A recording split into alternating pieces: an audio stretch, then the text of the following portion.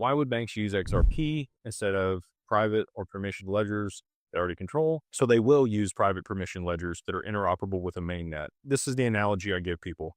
Many of us weren't around for the origin of the internet. I was very young when it was going on, but you might remember that. In the beginning of the internet for email, if I had to have an AOL email and you had to have an AOL email, and we could then send each other stuff.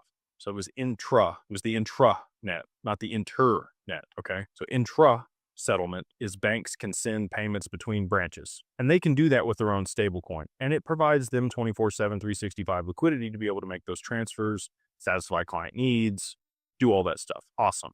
Private permission stablecoins on Corda or the XRPL on a side chain. Okay. When you want to go from institution to institution between payments, so like you had a Yahoo email and I have an AOL email, we needed the email protocol for interoperability between all of the different email providers. The XRPL is the protocol layer that allows for interoperability between all these siloed ecosystems that all, to your point, want to maintain their own books and records and not have that exposed on a public blockchain, but need interoperability to be able to send payments and transact with a counterparty with no counterparty risk. That's why they're going to adopt it. You need a bridge asset in that capacity. Now, if they're okay with accepting the other bank's stablecoin, sure. Now, so like a business, if it's a merchant services or if it's peer-to-peer, they might be okay with holding that counterparties. Like we hold dollars issued by the federal government because we trust it, right? Not really anymore. Most people don't. I think they'll restructure it. I think it'll be fine. But that's why a lot of people move to crypto, because you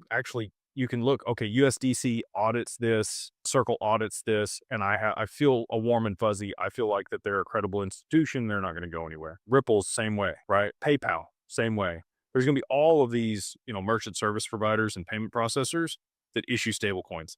I think all the social media platforms will issue a stablecoin. People will hold those for incentives for one thing, and then also to be able to transact on that platform easily. And they might also be universally accepted like the dollar. Like you would go to another country and they might take Paxos dollar, or they might take USD or Tether, right? Like that's a huge example. All over the world, people take Tether, especially third world countries. They want the dollar. Cool.